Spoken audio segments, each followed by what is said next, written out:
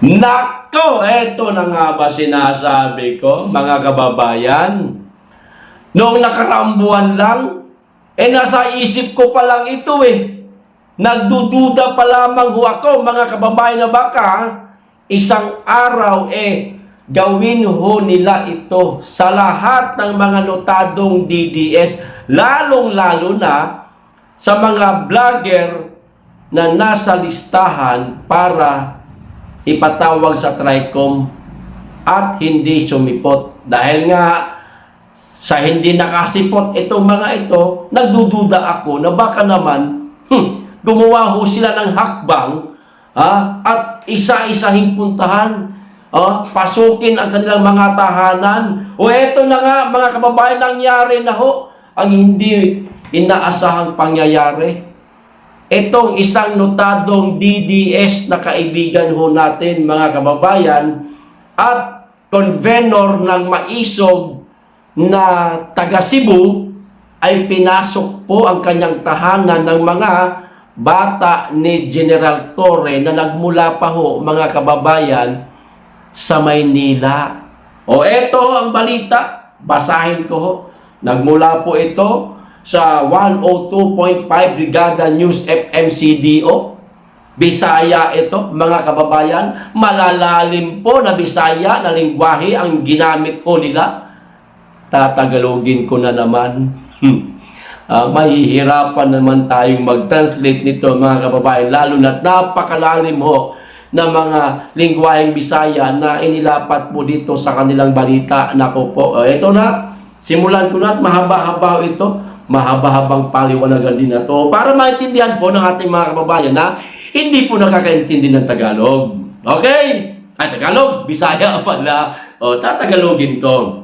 Ang sabi, balay sa usa sa mga organizer sa Cebu People's Indignation Rally gisulod sa mga pulis nga gikan pa sa Manila, mga kababayan.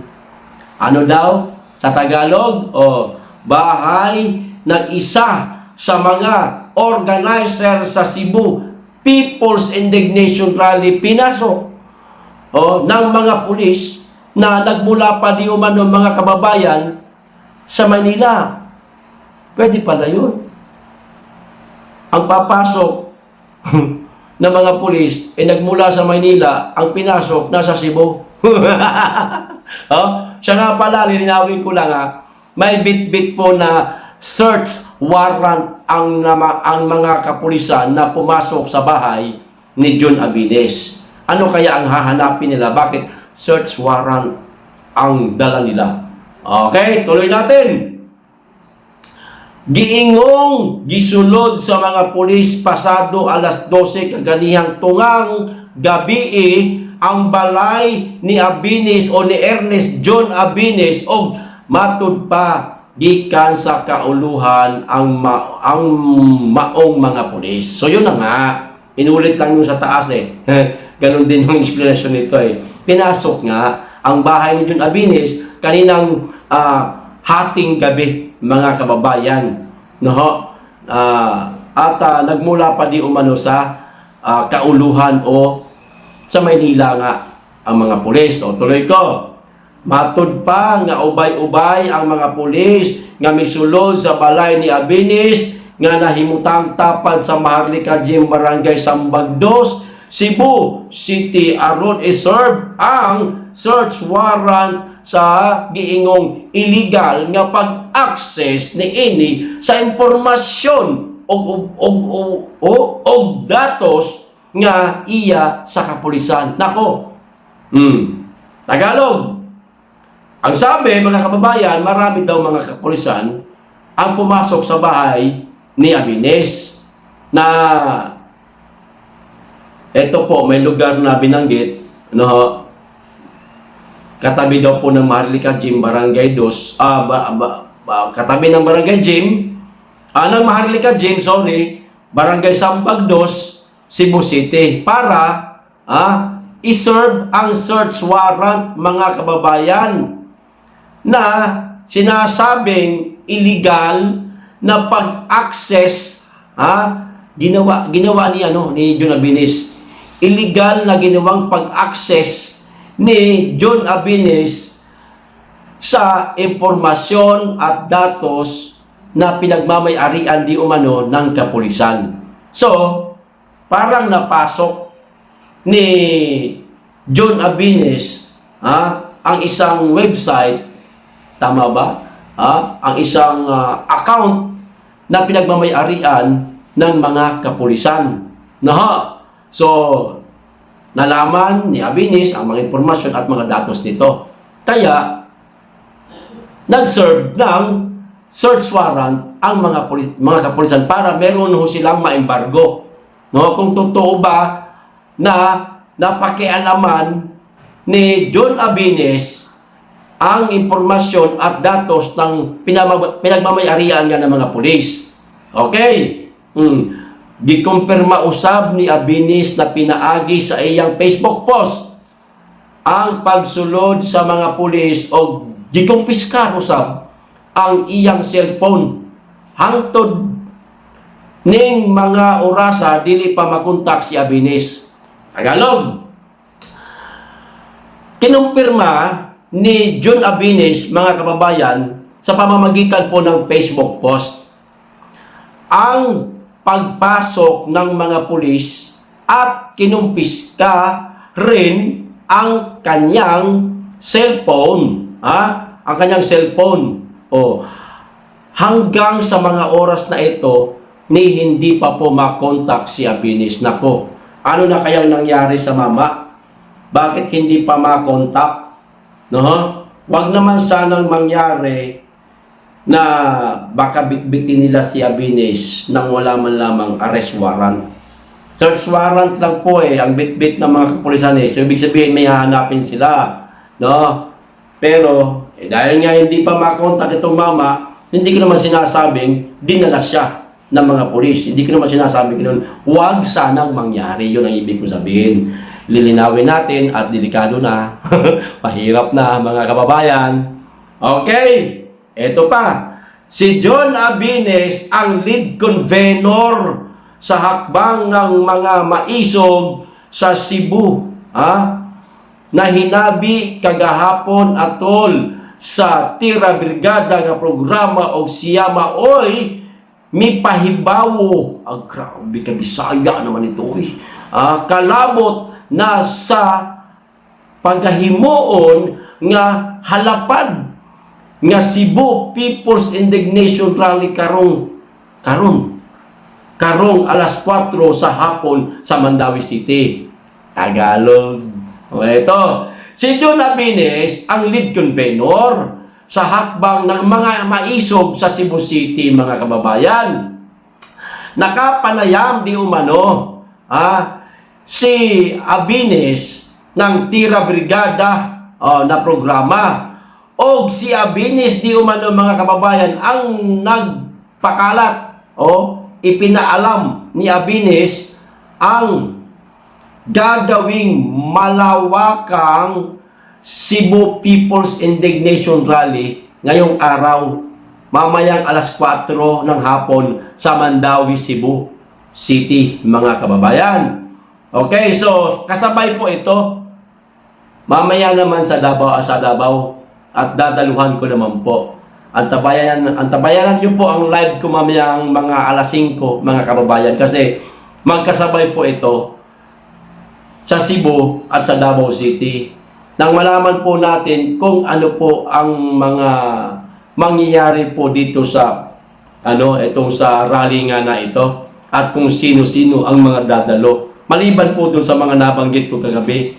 Malay natin baka dumalo po si BP Inday Sara. Kasi ayon po sa usap-usapan, si Tatay Digong sa Cebu dadalo. Dito sa Davao, ewan ko lang kung sino, mga kababayan. Kaya nga, makantabay tayo. Okay. Ito pa. Gani iyang gikumpiskar usab nga mismo si kanhi Presidente Rodrigo Duterte motambong sa maong kalihukan. Ito na, sinasabi ko na nga ba gani iyang kumpiskar man, sorry, di kumpirma pala, sorry po. naduling lang yung mata ko. Ayan na. Gani iyang gikumpirmar. Ayan, Bisayang Bisaya kasi. Hindi ba pwedeng Tagalogin na lang to? Nahirapan na kaya ako. Wag naman bira naman kayo. Kung magbisaya, hindi mo ko siya tumalaniman. Ang hirap-hirap. Bira naman. Oh, eto na. Kinumpirma di umano ni Jun Abilis, mga kababayan, na si dating Pangulong Rodrigo Roa Duterte ay dadalo sa sinasabing kalihukan o gagawin nga na rally sa Cebu. Sabi ko sa inyo kanina, dadalo si tatay doon, dito, ewan ko lang kung sino sa Davao. Ito pa, atangi ang dugang detalye ni Ine sa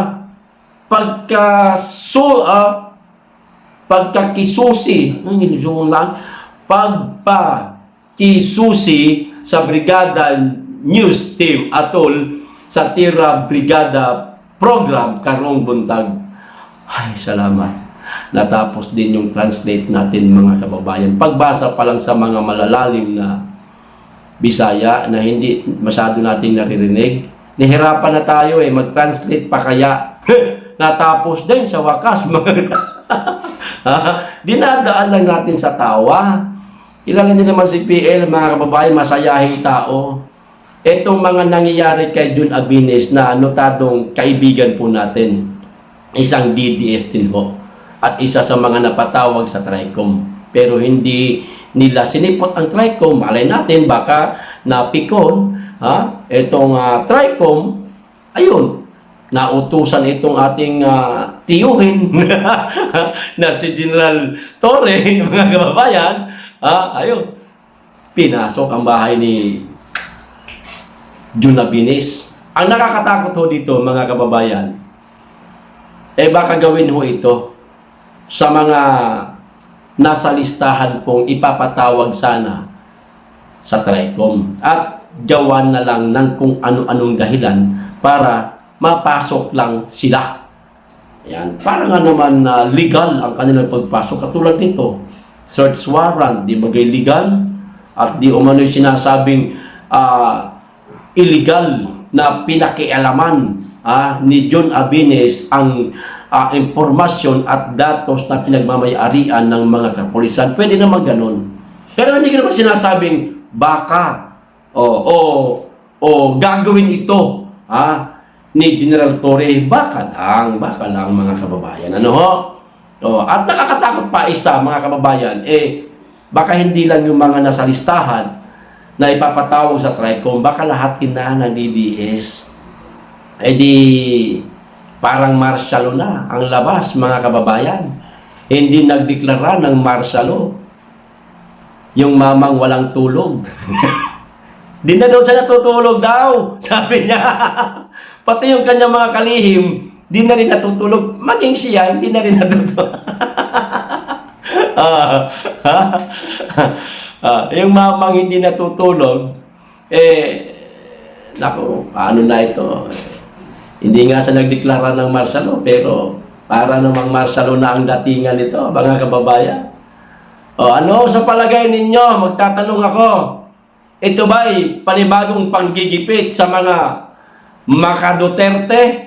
O ito'y sadyang meron lamang nagawa na hindi kaaya-aya sa kagustuhan ng mga kapulisan? Paki-comment, magbabasa po ako. Hanggang dito lang. Maraming salamat, mag-iingat kayong lagi at higit sa lahat, mahalin natin ang Pilipinas.